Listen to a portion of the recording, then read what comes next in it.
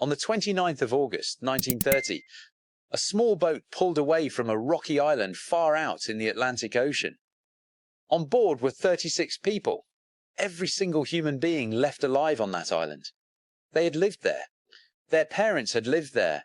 Their ancestors had lived there for perhaps 2,000 years, cut off from the rest of the world by 40 miles of the most dangerous sea in Britain. And as the boat pulled away, they watched their homes shrink into the grey water behind them, knowing they would never live there again. Before they left, the men did one last thing. They went into their empty houses, laid out a small Bible open on the table in each one, left a little pile of oats beside it, and closed the doors on a way of life that had lasted since the dawn of history. That island is called St Kilda, and it is the ultimate destination of the journey we're about to take. Because this is a journey to the loneliest, strangest, most cut-off corners of the United Kingdom. Places you can barely reach, places the sea swallowed whole, places the army took and never gave back. A village that still celebrates Christmas in January. A drowned town whose church bells, they say, still ring out from beneath the waves. And a scattering of settlements so remote, so forgotten, that most people in Britain don't even know they exist. These are the weirdest and most isolated places in the whole of the UK. And we begin somewhere that looks perfectly ordinary, until the sun goes down. That place is Pluckley, a small village tucked into the green hills of Kent. By day it is picture postcard England, old cottages, hedgerows, a quiet parish church. But Pluckley holds a strange title. It has been called the most haunted village in all of England. The locals count more than a dozen resident ghosts, a phantom coach and horses said to rattle through the lanes at night, a screaming man heard in the old clay pits, a highwayman pinned to a tree, a colonel who hanged himself in the woods. Whether you believe a word of it or not, the reputation has swallowed the village whole. People come here in the dark, specifically hoping to be frightened. And that's the thing about isolation in Britain. Sometimes a place is cut off not by distance, but by its own reputation. A village sealed inside its own ghost story. But if Pluckley is merely haunted, our next stop is genuinely, physically dead, and it holds a warning carved into the very ground. Out on the lonely chalk uplands of the Yorkshire wolds lies Wharram Percy. Today there is almost nothing there. The roofless shell of a church, some humps and hollows in the grass, and a deep silence. But this was once a thriving medieval village, home to families for hundreds of years, until it simply died. Plague, failed harvests, and finally landlords who cleared the people off the land to make way for more profitable sheep. One by one the villagers left, or were driven out, until the houses fell in and the fields swallowed the streets. Wharram Percy is the most famous deserted medieval village in the country. An archaeologist digging here made a genuinely disturbing discovery. In one pit they found human bones that had been deliberately broken, burned, and mutilated after death. The likeliest explanation, they believe, is that the medieval villagers did this to their own dead, to stop them rising from the grave. Even in death, the people of Wharram Percy were afraid of something in the dark. Fear of the dead was one thing. But not far away, in the hills of Derbyshire, one village faced something far worse, and chose to sacrifice itself. The village is Eyam, and in the year 1665 a bundle of cloth arrived here from London, carrying with it the fleas that spread the Great Plague. Within weeks, people in Eyam began to die. And here the villagers made an extraordinary decision. Rather than flee and carry the plague across the north of England, they chose to seal themselves in. Led by their rector, they drew a boundary around the village and swore that no one would cross it, no one would leave, no one would come in until the sickness had burned itself out. Food was left at a boundary stone on the edge of the village, coins dropped into holes filled with vinegar to disinfect them, and they held that line, watching their families die around them. Over the next 14 months, plague killed around 260 people in Eyam, the majority of the village. A wife buried her husband and 6 children with her own hands in the space of 8 days. They kept their word, and they contained the plague. Eyam is remembered now as the village that quarantined itself to save its neighbours. A village that isolated itself on purpose and paid for it in blood. Eyam's horror came from the past. But our next town has a reputation for something stranger and far more modern. In the steep, brooding Pennine Hills of West Yorkshire sits Todmorden, a former mill town hemmed in on all sides by dark moorland. And over the years, Todmorden has quietly become known as one of the strangest places in Britain, a town that people call a window for the unexplained. In 1980, a police officer named Alan Godfrey was on patrol in the town in the early hours when, he later claimed, he encountered a large glowing object hovering in the road, and then found himself further along with a stretch of time he could not account for. The same year, in a case that has never been solved, the body of a man was discovered on top of a coal tip just outside the town with strange burns and an unknown substance on his skin, and no explanation of how he got there. Add in decades of reported lights over the moors, and Todmorden earned an eerie nickname, the UFO capital of Britain, a grey mill town ringed by empty hills that people are convinced is a doorway to somewhere else. Some places are isolated by hills and legend, but the next two were isolated by force, taken from their people in a single stroke and never handed back. In the very heart of Salisbury Plain, surrounded now by military firing ranges, sits the ghost village of Imber. For centuries, it was an ordinary farming community. Then, in 1943, in the middle of the Second World War, the War Office gave the villagers just 47 days to pack up and leave, so their homes could be used to train American troops for the invasion of Europe. They went, believing they would return once the war was won. They never did. The army kept Imber, and keeps it to this day. The houses stand empty behind barbed wire, battered by decades of use as a training ground. The old church still rising above the abandoned street. A whole village alive within living memory, frozen and off limits. A place its own people were promised they could come home to, and never could. And on the Dorset coast, almost the exact same tragedy played out at the same time, in a village called Tyneham.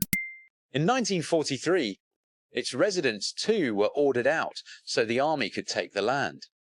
As they left their homes for the last time, one villager pinned a note to the door of the church. It read, "Please treat the church and houses with care. We have given up our homes, where many of us lived for generations to help win the war to keep men free. We shall return one day, and thank you for treating the village kindly." They never returned. Tyneham still sits inside a military firing range, its cottages open to the sky. That promise on the church door never kept. Two villages on opposite sides of southern England, both surrendered for the war, both quietly abandoned forever. The army drowned those villages in silence. But elsewhere in Britain, whole communities were drowned quite literally, under millions of tons of water. In a green valley in North Wales once stood the village of Capel Selyn. It had a school, a chapel, a post office, a close-knit Welsh-speaking community. And in the 1960s, the city of Liverpool needed water. So the British government pushed through a plan to flood the entire valley to create a reservoir, despite the fierce opposition of almost every Welsh member of Parliament and the fury of the community itself. In 1965, the valley was drowned. The homes, the chapel, the graves, all vanished beneath the water. To this day, Capel Selyn is a raw wound in Welsh memory, a symbol of a community erased so that a distant English city could turn on its taps. And in times of drought, when the reservoir drops, the ruins rise back out of the water, grey and skeletal, as if the drowned village is refusing to be forgotten. And Capel Selyn is not alone. This has happened again and again across Britain. Villages sacrificed for reservoirs, their remains lingering just beneath the surface. High in the Cumbrian fells lies the reservoir of Haweswater. Beneath it lies the village of Mardale Green. In the 1930s, it too was flooded to supply water to a growing city. The villagers moved out, the farms emptied, the old church demolished, and the water rose over the valley. But Mardale has never entirely gone. In dry summers, when the reservoir shrinks, the village comes back. The outlines of the old field walls, the lanes, the foundations of the farmhouses, emerging from the mud like the bones of a body that won't stay buried. People walk out across the cracked lake bed to stand in streets that spend most of their lives underwater. The same ghost lingers in the Peak District, beneath the reservoir of Lady Bower, where the village of Derwent lies drowned. For years after the flooding, the spire of Derwent's church still rose eerily out of the water, until it was finally demolished as a danger to sightseers. And still, in the driest years, the ruins of Derwent surface again. Walls, gateposts, the old Packhorse Bridge. A village that keeps clawing its way back into the light. Water took those villages slowly, deliberately. But on the coast of Devon, the sea took one in a single terrible night. The village was Holsands, a row of fishermen's cottages built on a shelf of rock right at the edge of the sea in South Devon. For generations it was safe, protected by a great bank of shingle that took the force of the waves. But in the years before the First World War, that shingle was dredged up in vast quantities and carted away to build the naval dockyards at Plymouth. The villagers warned that it would doom them. They were ignored. And without its shingle shield, the beach in front of Holsands slowly dropped lower and lower, leaving the cottages exposed. Then, in January 1917, a savage storm swept in on a high tide, and the sea finally reached the houses. In a single night, it tore Holsands apart. By morning, the village was ruined, and within days, almost all of it had collapsed into the waves. Astonishingly, not a single person died, but their entire village was gone, destroyed by a disaster that human greed had set in motion. The broken remains still cling to the cliff today, being slowly eaten by the same sea that killed them. Holsands vanished within living memory. But there is a place on the Suffolk coast where the sea swallowed something far greater, an entire lost city. They called Dunwich Britain's Atlantis. 1,000 years ago, this was not a village, but one of the largest and most important towns in all of England. A great medieval port, the capital of the kingdom of the East Angles, with churches, monasteries, shipyards, and thousands of souls. And then the sea came for it.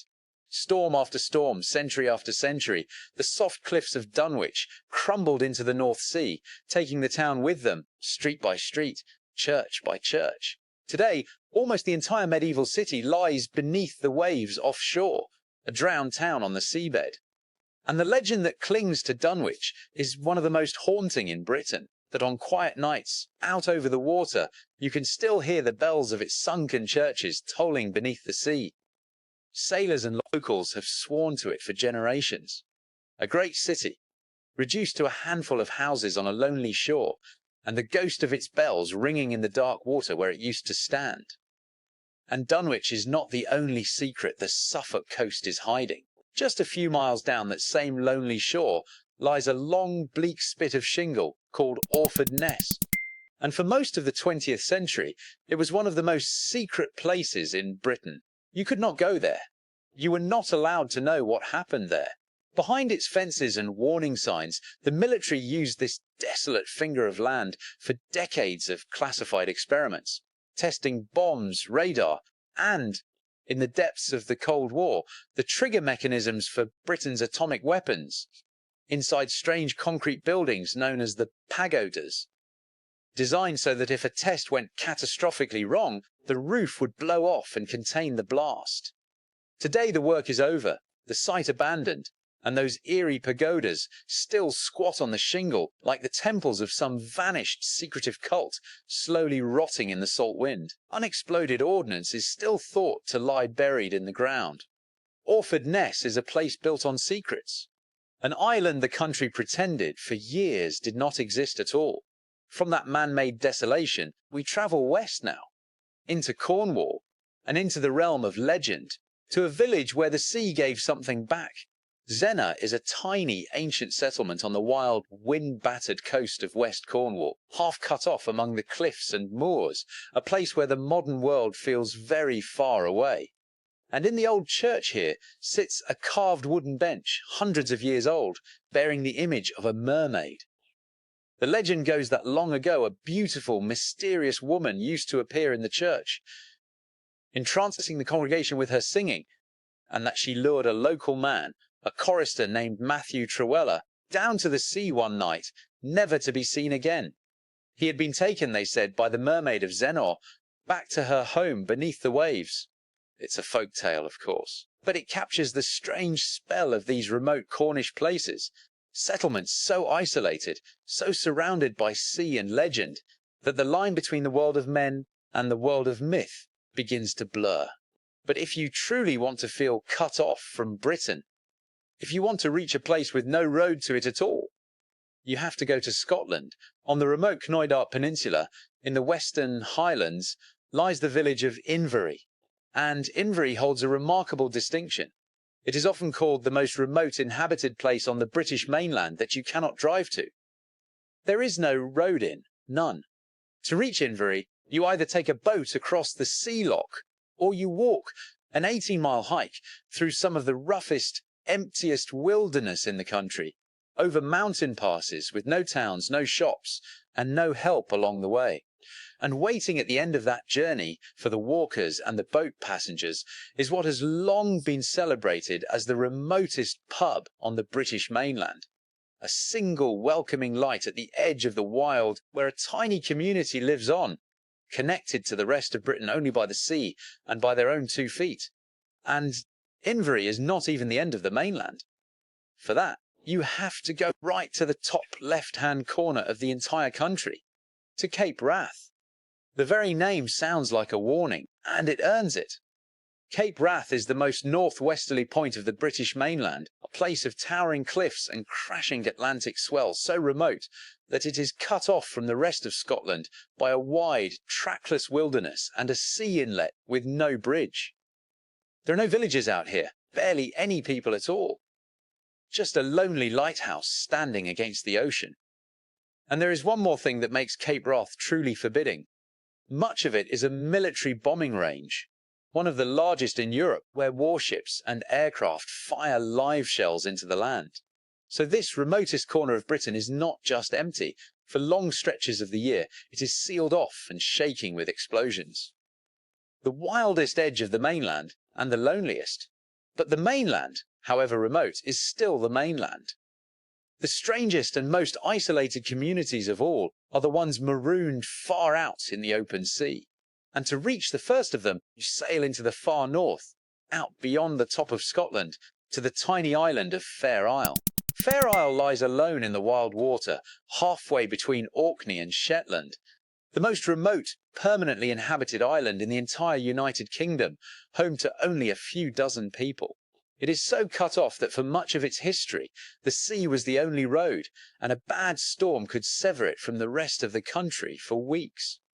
Its people survived on crofting, fishing, and a craft that made the island's name famous across the world. The intricate, brightly patterned Fair Isle knitting, worked by hand through the long dark winters. But make no mistake about the reality of life here. This is a place where the community lives permanently on a knife edge, where keeping enough people on the island to run the boat, the school, and the shop is a constant struggle, and where the modern world reaches only by a small ferry and a tiny airstrip battered by the North Atlantic. A speck of green in a vast grey sea, holding on. And then there is Foula. Foula is a tiny island lying out beyond Shetland, itself one of the most remote inhabited islands in the entire United Kingdom, home to only a few dozen people. Its cliffs are among the highest in Britain, plunging straight into a savage ocean, and for much of the year the weather can cut it off completely from the outside world. But the truly extraordinary thing about Foula is its relationship with time itself. When the rest of Britain switched from the old Julian calendar to the modern Gregorian one back in 1752, Foula, in its isolation, simply refused. To this day, the island keeps the old calendar, which means the people of Foula celebrate Christmas not on the 25th of December, but in January, and ring in their new year nearly 2 weeks after everyone else. On this one small island at the edge of the sea, time itself runs differently. They are, quite literally, living in a different day from the rest of the country. And yet, for all its strangeness, Foula is still inhabited, its people held on. Which brings us at last to the loneliest place of all, and the community that finally let go, far out in the Atlantic, more than 40 miles west of the Outer Hebrides, past the last scraps of ordinary Scotland. A jagged group of islands rises straight out of the ocean. This is St Kilda, for 2,000 years, the most remote inhabited place in all of Britain. The people who lived here were unlike anyone else in the country. Cut off by that vast, deadly stretch of sea, sometimes for months at a time, they built their own world. They survived not by farming in any normal sense, but by climbing. The men and boys of St Kilda were extraordinary cliff climbers, scaling sheer rock faces hundreds of feet high, barefoot, to catch the seabirds and gather the eggs that were the foundation of their entire diet. They stored their food in hundreds of little stone huts, called cleats, scattered across the islands. Every morning the men gathered in the street, in what visitors called the St Kilda Parliament, to decide together what work the day would bring. They had no money, no crime, no locks on their doors. It was a way of life almost unimaginable to the modern world, but it could not last. As the centuries turned, contact with the outside world began to unravel everything. Visitors brought diseases the islanders had no defence against. Young people, seeing the wider world, began to leave for the mainland and for emigration overseas. The population fell and fell, until there were too few able-bodied people left to work the cliffs and survive the brutal winters. After one especially hard season, with hunger closing in, the last St Kildans made the heartbreaking decision to ask the government to take them away. And so we come back to where we began. The 29th of August, 1930. 36 people, the last of St Kilda, carried what little they could to the shore and stepped onto the boat that would take them from the only home their people had ever known. Before they left, they released their sheep, and they had to do one final, terrible thing. The working dogs could not come and could not be left to starve, and so the men took them down to the water, tied a stone to each one, and drowned them in the bay. Then they laid out those open Bibles and little piles of oats in the empty houses, closed the doors, and sailed away forever. Today, St Kilda is silent. The village street still stands, a curving row of roofless stone houses facing the sea, the hundreds of cleats still dotting the green slopes above, the cliffs still black with thousands of screaming seabirds. But the people are gone. It is now one of the most important wild places in the world, watched over and protected, visited by a handful of hardy travellers who make the long, rough crossing to stand in that abandoned street and feel the weight of what was lost. 2,000 years of human life at the very edge of the world ended in a single morning. And that is the truth that ties all of these places together. Pluckley and Eyam and Imber and Dunwich and St Kilda. Isolation in Britain is never just about distance on a map. It's about the communities the sea reclaimed, the villages the state took away, the people who sealed themselves in, and the ones who finally chose to leave. All across these islands, if you look, there are places that the rest of the world walked away from, or was driven from, and left to the silence. If you want more of the forgotten, the abandoned, and the strange corners of the British Isles, then subscribe, and we'll take you to the next one. Because somewhere out there, right now at the edge of the sea, there is an empty village waiting, and no one left who remembers the way home.